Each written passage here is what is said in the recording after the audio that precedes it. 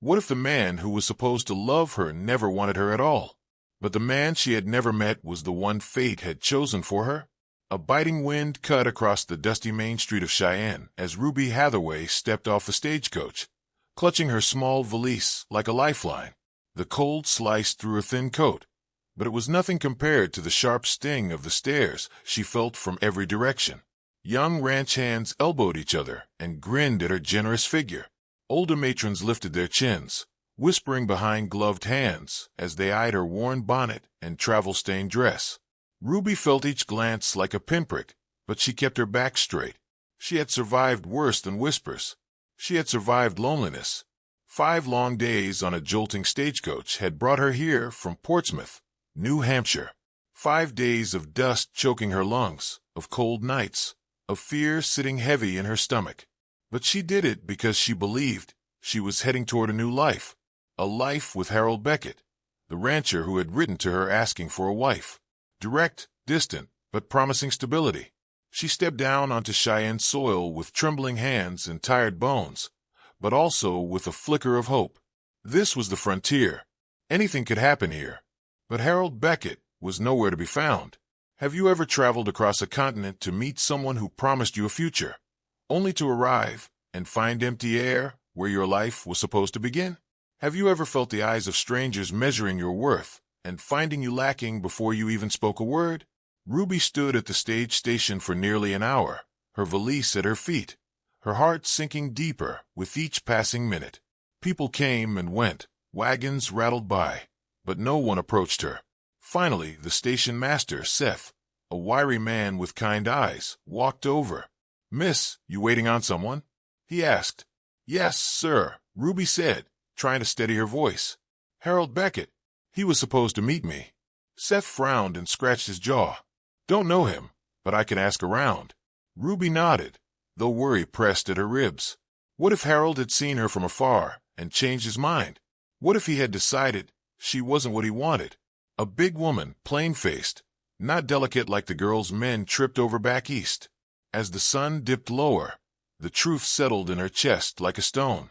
She had been abandoned. Seth pointed her toward Wilmer's boarding house for the night. Ruby thanked him, gathered her skirts, and walked down the dusty street alone. Each step felt heavier. Each stare burned deeper. And the shame. Oh! The shame gnawed at her like a hungry thing. Wilmer, the large woman who ran the boarding house, met Ruby at the door. She didn't laugh.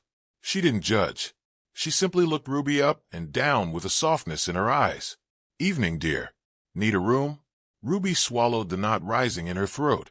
"Yes. My fiancé didn't meet me." Wilmer sighed. "I've seen that happen more than I'd like." Those words nearly broke Ruby, but she held her chin high and paid for the room with what little money she had left. Upstairs in the small, tidy bedroom, she sat on the edge of the bed and let silent tears slide down her cheeks. By morning, exhaustion clung to her like a second skin. Still, she forced herself to go out and search for Harold, determined to find answers. But every place she asked, the smithy, the mercantile, the saloon, returned the same blank confusion, until finally a clerk at the feed store snapped his fingers in recognition. "Oh, Harold Beckett came by once or twice. Haven't seen him in months. Heard he was selling his spread. Might be long gone by now." Ruby's heart dropped. Gone. Could be halfway to Colorado. Behind her, a few ranch hands snickered. Guess he took one look at her and ran. One whispered. Ruby's cheeks burned hot, but she did not cry. Not here. Not in front of them. She walked out with as much dignity as she could gather, though her chest ached and her throat tightened. She felt small, alone, foolish. But fate was moving in the shadows. Just a few steps away, a tall, broad-shouldered man with deep brown eyes had overheard the entire exchange. His name was Sawyer Mallister, a mountain guide and trapper who rarely came down from his cabin in the high peaks. He watched Ruby's trembling shoulders as she disappeared around the corner. Her pain struck him harder than he expected, maybe because he knew what it was like to be judged before a man even opened his mouth. Maybe because there was something proud and gentle about her that didn't deserve ridicule, something that stirred something old and unspoken inside him. Sawyer didn't approach her. Not yet, but the thought of her alone in this cold, Hardtown wouldn't leave him. Later, Dr. Weston, a local doctor who knew Sawyer from his visits into the mountains, mentioned Ruby's situation. "She's at Wilmer's boarding house," the doctor said. "Poor woman, left high and dry. Folks have been cruel." Sawyer's jaw tightened. "Does she have anyone?" "No. She's all alone." That was enough. Sawyer wasn't a man who meddled, but he also wasn't a man who turned his back on those who were hurting. He walked straight to Wilmer's boarding house, dust swirling around his boots, shoulders squared with quiet purpose. Inside, Wilmer recognized him with a curious raise of her brow. "You looking for Ruby?" she asked. Sawyer nodded. "Heard she might need help." Wilmer studied him a moment before softening. "She's proud, Mr. Mallister, but she's hurting something fierce." Sawyer stepped into the parlor and saw Ruby, sitting on a worn sofa, face in her hands, shoulders shaking as she tried to hold back tears. The sight tightened something deep in his chest. He cleared his throat gently. "Ma'am." Ruby jolted upright, wiping her cheeks, embarrassed to be seen crying. "Yes," she whispered. Sawyer held his hat respectfully. "Name's Sawyer Mallister. I heard what happened. Thought maybe I could help." Ruby blinked in confusion. You want to help me?" "Yes, ma'am," he said softly. "No one should be left alone out here." For the first time since she arrived in Cheyenne, Ruby felt something she thought she'd lost. Hope. Do you believe that sometimes the person meant to save you arrives not with grand promises, but with quiet presence and steady hands? That kindness can come from the most unexpected places when you need it most desperately. Ruby stared at Sawyer Mallister, unsure whether to trust the sudden warmth she felt rising in her chest. He stood in the parlor doorway like a wall of quiet strength, hat in hand, eyes steady and honest. He wasn't polished like the men back east or sharp-tongued like the ranch hands in town. He looked carved from the mountains themselves. Broad shoulders, thick beard, weathered clothes, and a presence that made the room feel suddenly safer. Still, fear clung to her ribs. "Why would you help me?" she asked quietly. Sawyer shifted his hat between his calloused hands. "Because you're alone. Because this place can be cruel. And because I know what it feels like to have nobody." Ruby's throat tightened. She didn't want pity, but something in Sawyer's voice wasn't pity at all. It was understanding. "I'm not looking for a wife," he added, almost awkwardly. "I ain't trying to replace the man who left you.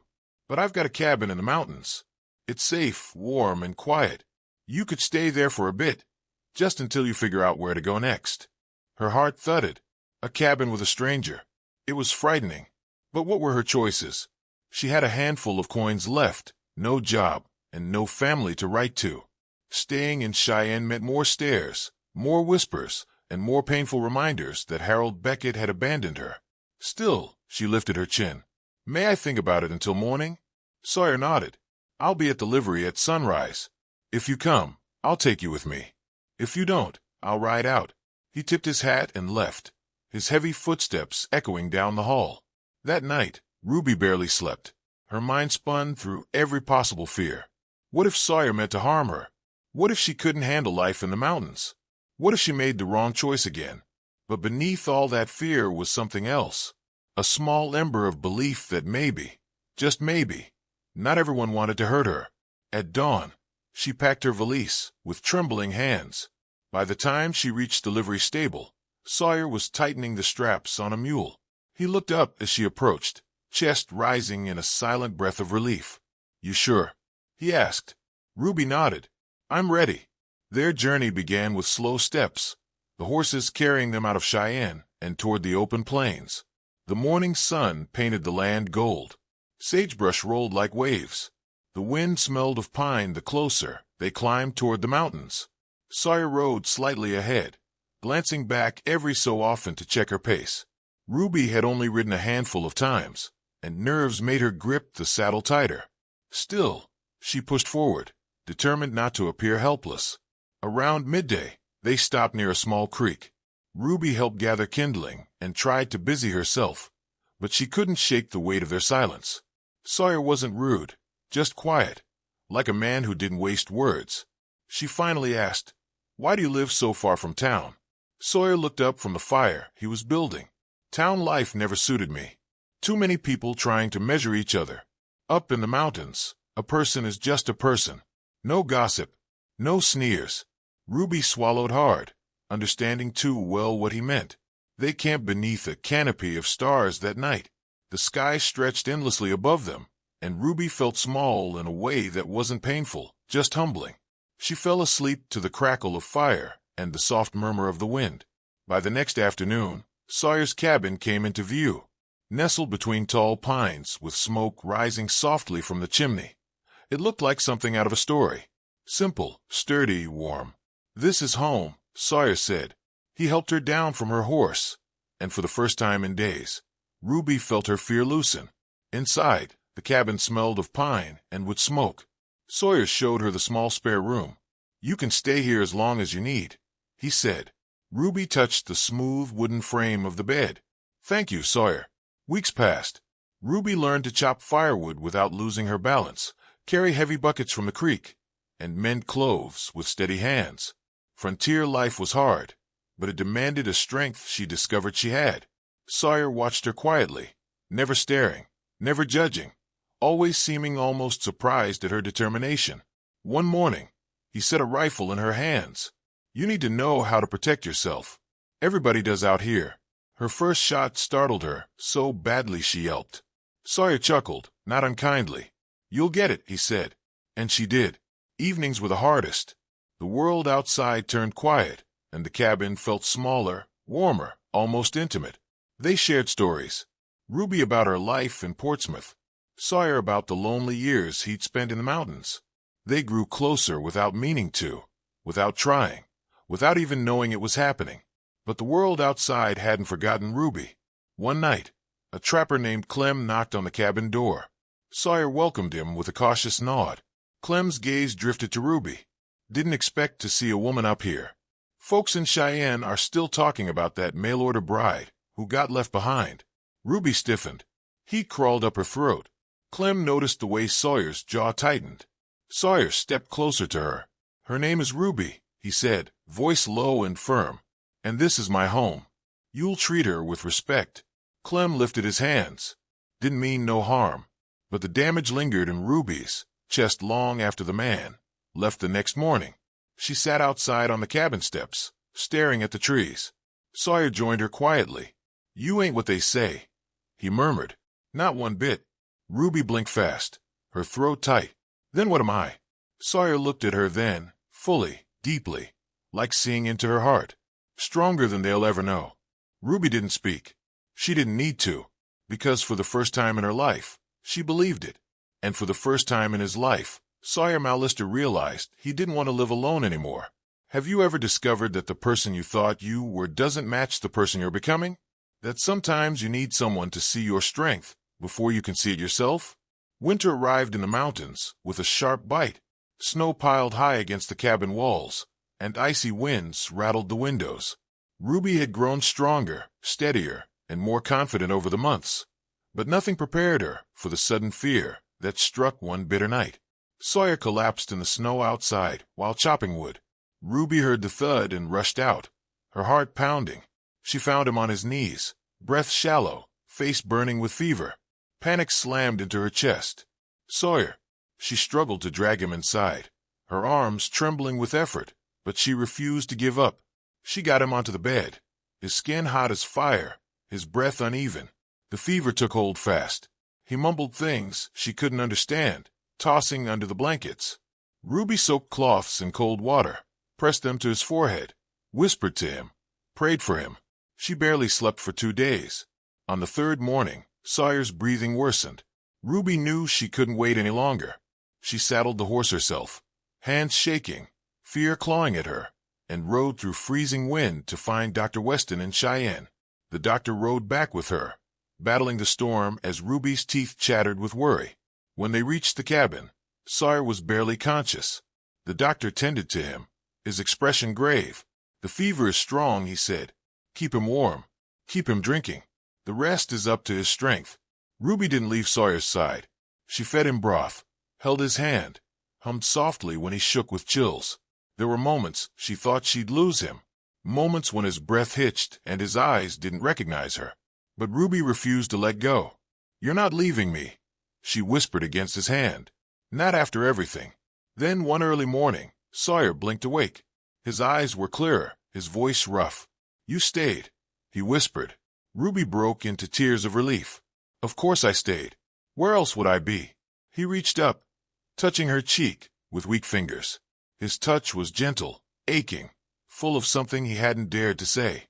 "Thank you," he breathed, "for fighting for me." Ruby pressed her hand over his. "I'd fight for you every time." Sawyer's recovery was slow but steady. Ruby helped him walk again, helped him eat stronger meals, helped him regain his strength. She did it without complaint, without hesitation. And Sawyer watched her with something new in his eyes. Something warm, something deep, something like love. But Ruby's heart wasn't settled. Not yet. Because only weeks later, a peddler passed by the cabin with a letter. The handwriting made Ruby's stomach twist. Harold Beckett, the man who had abandoned her. Her hand shook as she read his words. He apologized. He regretted everything. He wanted her back. He offered a new life in Denver. Even sent a train ticket. Ruby walked outside, snow crunching beneath her boots. She stared at the mountains, her new home, and felt something shift inside her. Sawyer appeared at the doorway, pale but standing. "You thinking of going?" he asked quietly. Ruby hesitated. "He says he wants me. That he's sorry. That he can give me a good life." Sawyer looked down at his hands. "A man should keep his word. But maybe he can give you more than I can. A city. A fresh start. Comfort." His voice cracked on that last word. Ruby stepped closer. "And what do you think I want?" Sawyer swallowed hard. "You deserve a man who can give you everything." Ruby felt tears burn her eyes. "Everything isn't parlors or shops or fancy dresses, Sawyer. Everything is kindness. Safety. A place to belong." He met her eyes then, searching. "You belong in Denver, Ruby. Not here with a man who doesn't know how to be all the things you should have." Ruby reached up and cupped his jaw gently. "You are everything I should have." Sawyer froze, breath caught in his throat. "Ruby." "Say it," she whispered. "If you don't want me here, tell me now. Otherwise." He grabbed her hands, holding them tight. "I don't want you to go," he said, voice deep, raw, full of truth. "I want you here with me. I want you as my wife, if you'd have me. I can't promise much, but I swear I'll protect you. I'll cherish you. I'll never let anyone hurt you again." Ruby's heart swelled with so much emotion, she thought it might burst. "Yes," she breathed. "Yes, Sawyer. I'll marry you." Their vows were simple, spoken beneath a stand of pines, with spring air warming the earth around them. Later, Dr. Weston made it official with a small ceremony, using his worn Bible. Ruby Hatherway became Ruby Mallister, wife of the mountain man who saw her not as a body to mock, but as the woman he'd always wanted. Months later, when they journeyed into Cheyenne to file their marriage papers, people stared again, but for different reasons. Ruby walked with her head high, confidence in every step. She stood beside Sawyer, who never once stepped away from her side. Even the ranch hand who once mocked her found the courage to apologize. "I was wrong," he said, looking down. Ruby nodded gently. "Thank you." As they left town, hand in hand, a stagecoach arrived. Harold Beckett stepped off, eyes wide as he saw Ruby. She looked radiant, strong, steady, loved. "Ruby," he breathed. "You look different." She nodded politely. "I'm married now, Harold. And happy." Harold lowered his gaze in shame. "I'm sorry for everything." "I know," she said softly. "And I forgive you. But my life is up there now." She turned to Sawyer, who helped her onto the wagon, his hand warm around hers. They rode back to the mountains, the place where she had been remade by love, patience, and a man who saw her worth from the very beginning. Ruby Mallister's laughter soon filled the cabin. Her strength and Sawyer's quiet devotion built a life that was simple, rough, and full of heart. She had come west looking for a husband. She found a home. She found a purpose. And she found a man who saw her truly, saw her body, heart, and soul. Do you believe that sometimes the person who rejects you is simply making room for the person who will choose you completely? That the cruelest rejection can lead to the most beautiful acceptance? This story reminds us that worth is not determined by the opinions of those too blind to see it, but by the courage to stand tall when others try to make us small. If this story moved you, Subscribe to hear more tales from the frontier. Stories of women judged by their appearance, who proved their strength ran deeper than skin, of men who saw beauty where others saw only flaws, and of love that grows not from perfection but from acceptance, patience, and the bravery to try again. Share your thoughts if you believe that every person deserves to be loved not despite who they are, but because of it. Sometimes the greatest love stories begin not with instant attraction, but with the slow, steady recognition that the person standing beside you has been the answer all along.